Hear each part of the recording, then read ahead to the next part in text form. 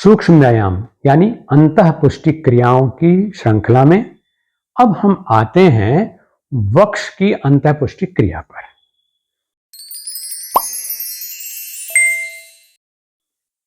कोई जरूरी नहीं है कि आप चक्रासन करना जानते हो, कोई जरूरी नहीं है कि आप सर्पासन कर सकते हो, कोई जरूरी नहीं है कि आप नाभ्यासन और उष्ट्रासन कर सकते हो। हमारे जब तक सांस तब तक आस, जब तक जीवन का उपयोग तब तक योग। तो इसलिए आप बिल्कुल पकी हुई उम्र में, मेरे 90 साल के, 95 साल के, 101 साल के जो भाई हैं, वो भी इन क्रियाओं से अभ्यास करते हुए अपने आप को वैसा ही बना करके रख सकते हैं जैसा छोटा बच्चा पूरी फ्लेक्सिबिलिटी के साथ रह सकता है। अब हम वक्ष की फिर कौन सी क्रिया करें? उष्ट्रासन तो हमसे होता नहीं, चक्रासन हमसे होता नहीं, सर्प शलभ नाभ्य, ये भी हमारी हड्डियां बहुत सख्त हो गई हैं, लेकिन आपकी हड्डियां अब काफी रिलीफ में आ गई होंगी, क्योंकि मैंने काफी समय पहले, कई महीने हो गए इस बात को, जब आपको मैंने पवन मुक्त क्रियाओं के अभ्यास कराए थे, तो कंजेशन का तो मतलब नहीं रह जाता है। अब हम जो ले रहे हैं वक्ष की एक्सरसाइज, इसमें जिन लोगों को जवानी में भी अगर ब्रोंकाइटिस है, बचपन से हो गया है, अस्थमा है, यहाँ तक कि ब्रेथलेसनेस है, कंजेशन है, एंजाइटी रहती है, वो सब लोग, और खुल के सांस नहीं आता है, सांस टूटता है, दमा है, वो सब भ्रांतियां दूर हो जाएंगी। और जो कहते हैं ना कि दमा तो दम ले करके ही जाएगा, तो ऐसा सब कुछ नहीं है, ये निराश लोगों की बात होती है। योग में ऐसी कोई संभावना नहीं है। तो आइए इसमें हम अपने फेफड़ों को 3 हिस्सों में बांट लेते हैं। जो सामान्य लोग जी रहे हैं, दुनिया के 90% से अधिक लोग, आपको मालूम है, वो अपने श्वास का पूरा उपयोग नहीं कर पाते, अपनी दौलत को ऐसे ही अनयूज्ड छोड़ देते हैं। उनका सांस केवल इतना है जिसमें वो जिंदा रहते हैं। अधिकांश लोग जिंदा हैं, जीवंत नहीं हैं, उनमें जान नहीं है, पूरी प्राणवानता नहीं है। तो ऐसे लोगों के लिए ये कहना है कि इन क्रियाओं को करें, जिससे कि सिर्फ इतना सांस ना हो जिंदा रहने के लिए, क्योंकि अगर यहीं तक रहेंगे तो जो बाकी का हिस्सा है हमारे फेफड़ों का, वो निष्क्रिय हो जाएगा, वो जड़ हो जाएगा, उसमें कफ कंजेशन होगा, उसकी दीवारें सख्त हो जाएंगी, और जो उनकी फ्लेक्सिबिलिटी है, यानी जिससे वो ऑक्सीजन लेता है और रक्त को ऑक्सीजन देता है, हमारा फेफड़ा हृदय के साथ सहयोग करते हुए, कोऑर्डिनेट करते हुए, वो काम पिछड़ जाएगा, नुकसान होगा। वो नुकसान स्वास्थ्य का भी हो सकता है और वो नुकसान जीवन का भी हो सकता है। तो जब अंदर सफाई रहेगी बॉटम फेफड़े तक, तो फिर ट्यूबरक्लोसिस जैसी बीमारी भी हमको नहीं होगी। हाँ, ये बात जरूर है कि अगर हमारी इम्यूनिटी कमजोर है और कोई ट्यूबरक्लोसिस वाला व्यक्ति हमारे लगातार कांटेक्ट में रहता है, तो कीटाणु हमें भी डैमेज कर सकते हैं। लेकिन इम्यूनिटी बढ़ा करके रखें, अपने फेफड़ों को शुद्ध करने की प्रक्रिया में पूरी तरह से मजबूत रखें, तो आपको किसी का कोई फर्क पड़ने वाला नहीं है। 3 क्रियाएं करेंगे 3 हिस्सों के लिए। अक्सर निचले हिस्से तक, यानी फेफड़ों का जो 33% का हिस्सा है नीचे का, 33% बीच का, 33% ऊपर का, ऐसा मान करके चलें। जो बचा हुआ 1% है वो आपके कंठ में आ जाता है, जिसको हम श्वास नली बोलते हैं। तो जो नीचे का 33% है, वो अधिकांश लोग जो है बिल्कुल प्रयोग नहीं करते हैं, और उन्हें केवल प्रयोग तब करना पड़ता है जब शरीर को पूरी ऑक्सीजन की जरूरत होती है और आपको पूरी अंगड़ाई लेकर के जमाई लेनी पड़ती है ऐसे। तो वो तो मजबूरी है। इस कार्य को अगर हम नहीं करना चाहते हैं, यानी आपको जमाइयां ना लेनी पड़े, ऑक्सीजन की शॉर्टेज ना हो, तो पहले हम सबसे नीचे वाले हिस्से पर प्राणवायु का प्रसार करेंगे, और इसकी जो फुफ्फुसीय क्रिया है उसको हम एक्टिवेट करेंगे, इनको जड़ता से निकालेंगे। इसमें हमें सीधे खड़े होकर के ही ये काम करना है। जिनके पास खड़े होने की सामर्थ्य नहीं है, तो वो इसको कुर्सी पे बैठ के नहीं, वो इसको स्टूल पे बैठ करके करेंगे, जिससे कि हम स्पाइन को मूवमेंट दे सकें, क्योंकि स्पाइन का मूवमेंट लंग्स के मूवमेंट के साथ बहुत क्लोजली जुड़ा हुआ है। तो या तो खड़े होकर के करेंगे और या फिर कुर्सी पे नहीं करेंगे, स्टूल पर बैठ करके करेंगे। ये मत सोचिए कि यह आसान तरीका है, गुरु जी ने बता ही दिया बस स्टूल पे ही करेंगे, ये भी गलत है। आप नहीं खड़े होकर कर सकते हैं तो स्टूल पकड़िएगा। अगर स्टूल पे भी नहीं बैठ सकते हैं तो मैं आगे का रास्ता बता दूंगा, क्योंकि योग के पास सारे रास्ते हैं। इसमें हमें हाथों को सामने अपनी जंघाओं पर रखना है और ध्यान से सुनिए, मैं खड़े होकर के करके दिखा रहा हूं, आप ध्यान से मेरे साथ करिए। मैं सीधा खड़ा हुआ हूं, सांस भरते हुए हाथों को ऐसे ऊंचा उठाइए।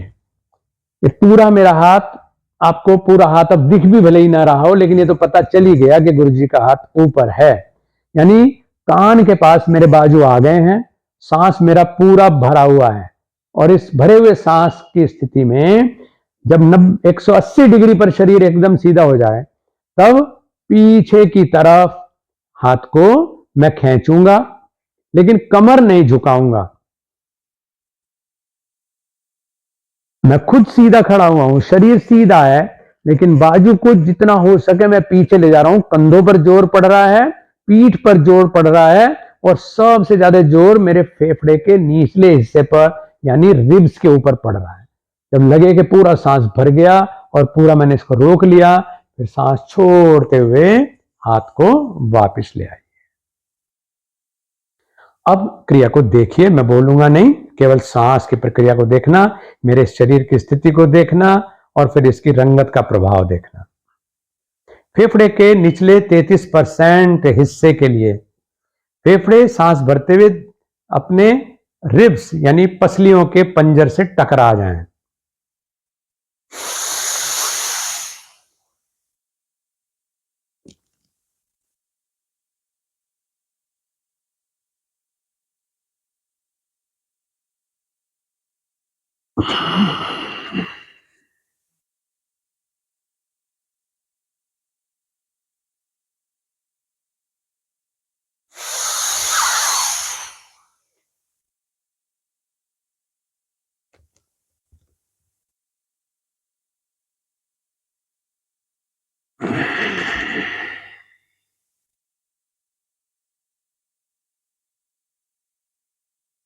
अब मेरा सांस छूटना पूरा हुआ है और जब तक सांस छूटता रहा मेरा पेट अंदर दबता चला गया। तो इस स्थिति को लेकर के जब लगे कि अब पूरा छूट गया है तब आंख खोलेंगे, तब पैर खोलेंगे और आराम से खड़े हो जाएंगे। ये हुई पहली स्थिति हमारे फेफड़ों की अंतः पुष्टि क्रिया की। मैंने कहा अंग्रेजी में कहेंगे तो माइक्रो एक्सरसाइज कह देंगे, सूक्ष्म व्यायाम, और अगर हम भारत योग की भाषा में हिंदी में बोल करके बताएंगे तो अंतः पुष्टि क्रिया, क्योंकि फेफड़े सबके अच्छे अच्छे हैं लेकिन उनके अंदर की जो ताकत है उससे कैसे बढ़ाते हैं हम, इसलिए हम इसको नाम अंतः पुष्टि क्रिया रखा। अब हम इसमें दूसरी क्रिया करते हैं। दूसरी क्रिया में हम अपने हाथों को सामने की साइड में फैला लेते हैं ऐसे। अब इनको हम हथेलियां बाहर की तरफ कर लेते हैं, लेकिन इतनी ऊंचाई पे अगर रखेंगे तो ये इफेक्टिव नहीं होगा। इसको 90 डिग्री पर है, इस समय मैं खड़ा हुआ हूं 90 डिग्री पर, तो इसको 45 डिग्री बना लीजिए, यानी 45 डिग्री हाथ को डाउन कर दिया जाए और फिर हथेलियां बाहर की तरफ ही है जैसे मैंने अभी आपको करके दिखाई। इस स्थिति में अब मैं सांस भरना शुरू करूंगा तो फेफड़ों का जो बीच का 33% भाग है उसके लिए अभ्यास होगा। अब सांस भरना शुरू करता हूं और इनको मैं पीछे ले जाऊंगा सांस भरते हुए, लेकिन कोशिश होगी कि ये आपस में मिल जाएं, लेकिन जिस एंगल पर ये हाथ है 45 डिग्री उसमें कभी भी मिल नहीं पाएगा क्योंकि सांस भरा हुआ है। वो अपने आप में अभ्यास है जिसका लाभ आपको मिलना है मिडिल चेस्ट के ऊपर। एक बार देखें,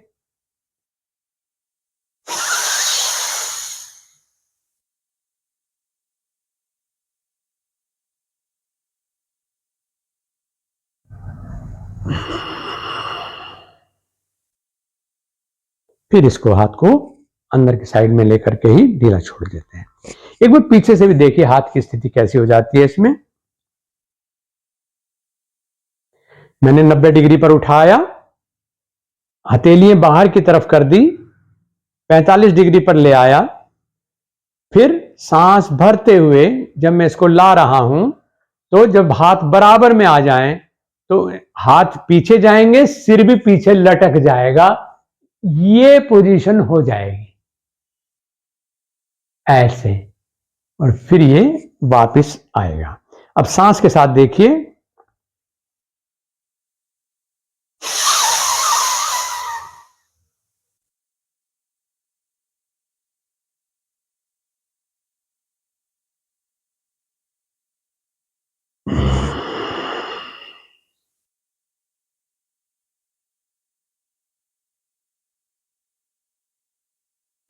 ये हुआ हमारा दूसरा अभ्यास, जो बीच के 33% फेफड़ों के लिए था।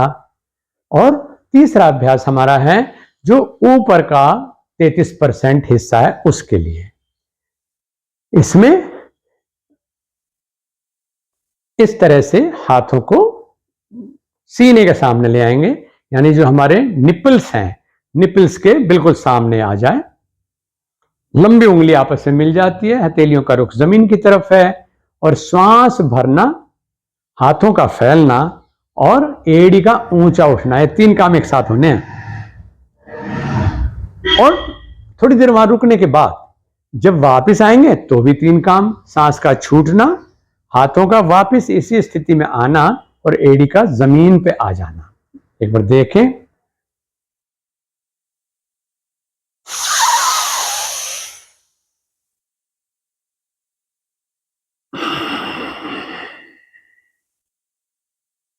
जब सांस पूरा छूटे तो नाभि भी अंदर दबनी चाहिए, ये अपने आप में सरप्लस बेनिफिट देगा।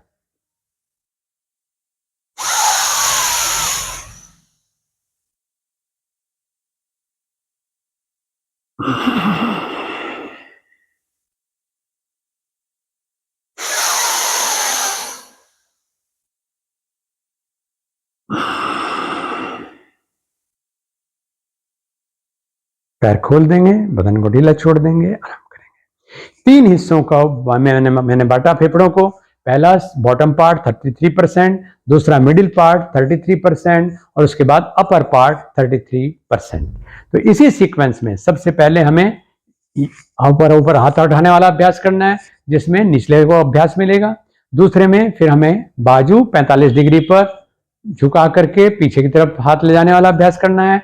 और तीसरे में सीने के सामने लंबी उंगली को आपस में मिला करके फिर फैलाने वाला अभ्यास करना है। तो इस तरह से जो क्रियाएं होंगी वो हमारे वक्ष क्षेत्र की अंतःपुष्टि क्रिया कहलाती है, जो हमारे हार्ट और लंग्स के कोऑर्डिनेशन को बनाए रखने के लिए, लंग्स की वर्किंग परफॉर्मेंस को इंप्रूव करने के लिए, और सबसे बड़ी चीज ये है कि ब्लड के प्यूरिफिकेशन के लिए और हमारे उदर और हृदय के रोगों से हमारी रक्षा करने के लिए है। अंतिम और खास क्रिया जो आपको करनी है वो है हमारे पाचन को प्रभावित करने वाली, चाहे वो आंतों का मामला है, चाहे वो लिवर का मामला है, दोनों ही तरह से हमें ठीक रहना चाहिए।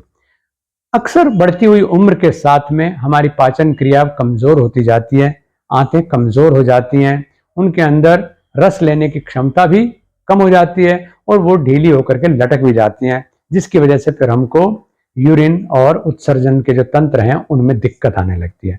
आपको यहां भी केवल अंतःपुष्टि क्रिया करनी है जो उनकी फंक्शन को बढ़ा देगा, जीवनी शक्ति को बढ़ा देगा। इसमें आप 4 क्रियाएं हैं, तो इन चारों क्रियाओं को एक बार समझ लें। अगर बहुत अच्छे से शुरू में नहीं भी कर पाते हैं, नुकसान बिल्कुल नहीं है, लेकिन जब आप इसको निरंतर करेंगे तो आप इसकी गहराई को समझने लगेंगे और आप इसको पूरी गहराई से फिर कर पाएंगे। इसमें भी मैंने कहा कि श्वास और ध्यान का प्रभाव है।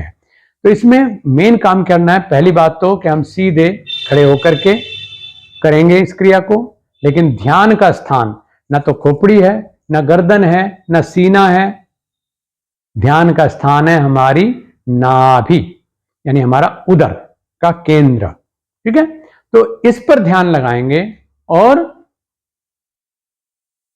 यहां पर जो अभ्यास है वो निश्वास का है, यानी श्वास को बाहर छोड़ करके बिना सांस वाली स्थिति में कंट्रैक्शन करना। पहला काम देखिए, सीधा खड़ा हूं और ध्यान मेरा यहां नाभि के ऊपर है।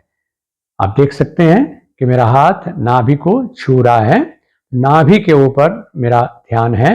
हाथ लगाना जरूरी नहीं है, तो केवल बताने के लिए है। और फिर मैं सीधा खड़े होकर के सांस को छोड़ूंगा।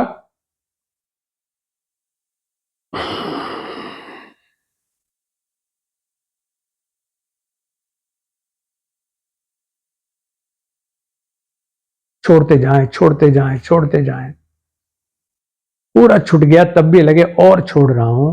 और इतने से जो नाभि में, उदर में, पूरे उदर में, यानी बिंदु से यहां से शुरू होगा नाभि से, लेकिन पूरा ये जो उदर वाला क्षेत्र है ये सारा का सारा भीतर की ओर खिंचा हुआ महसूस होगा। इसको महसूस करिए और फिर आराम से इसको ढीला छोड़ दीजिए। नॉर्मल सांस ले लीजिए। फिर दोबारा से ऐसे ही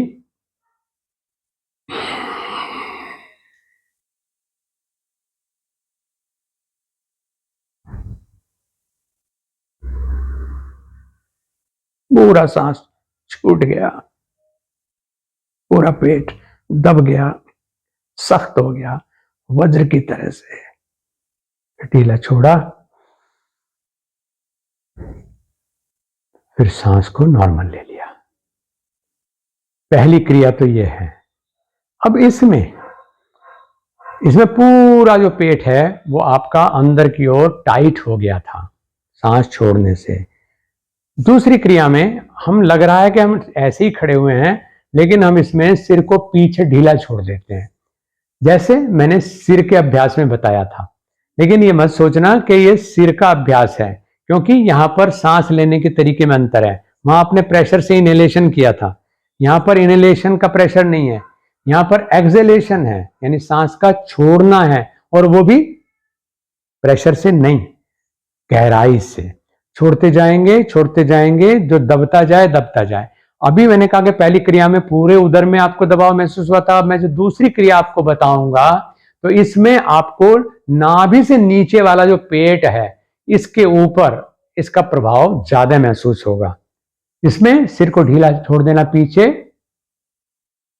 जैसे मैंने अभी सांस छोड़ा था वही अभ्यास 5 सांस करना।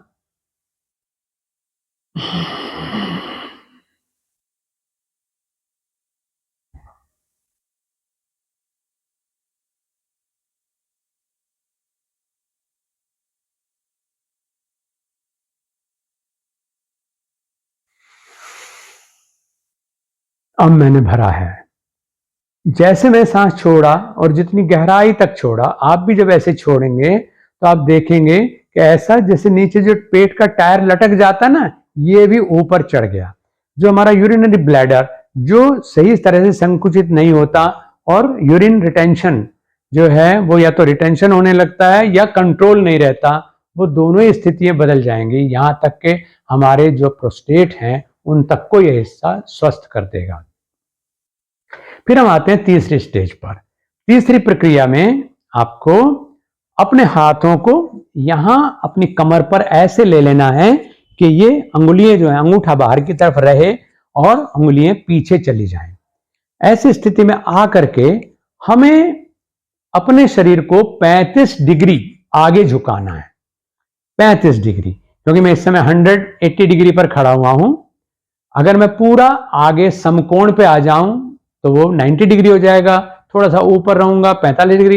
लेकिन अगर मैं ऐसे इधर से थोड़ा झुकूंगा इतना, तो ये 35 डिग्री मान के चलें, ये स्थिति आ जाती है। जो क्रिया अभी हमने की है सांस की, वही क्रिया इसमें करनी है। केवल अंगूठा पेट के आगे वाले हिस्से पर है, अंगुलियां पीछे वाले हिस्से पर हैं।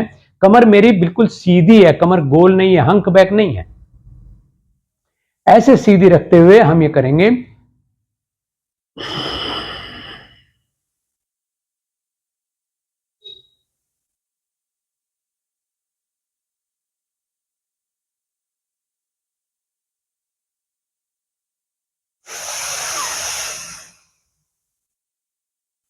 यानी श्वास रोकने के बाद, बाहर रोकने के बाद पेट को अंदर सिकुड़ा हुआ रोकने के बाद जब नहीं रुका गया तब मैंने सांस लिया है। आपको भी ऐसे करना है, इसी 35 डिग्री में रहते हुए। यही पोजीशन रहेगी।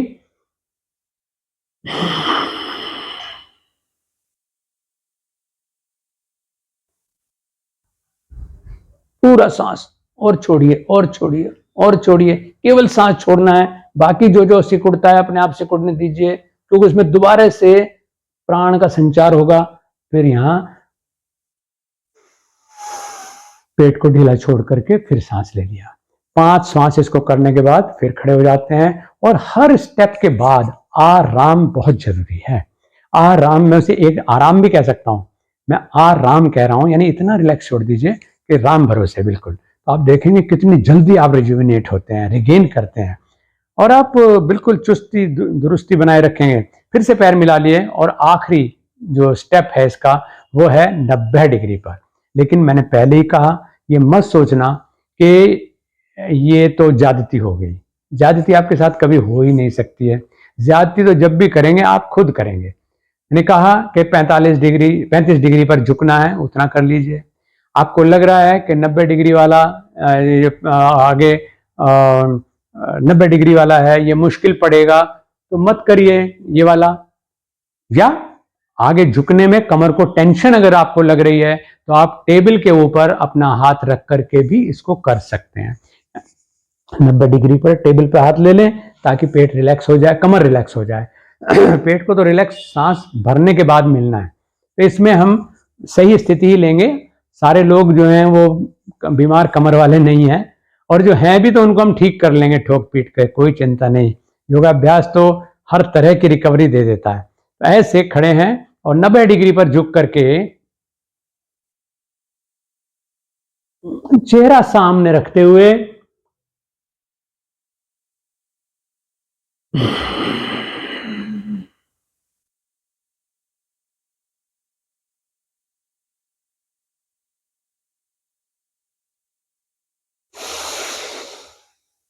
अब मैंने रोकने के बाद श्वास भीतर भरा है। फिर से छोड़ें, छोड़ते जाएं।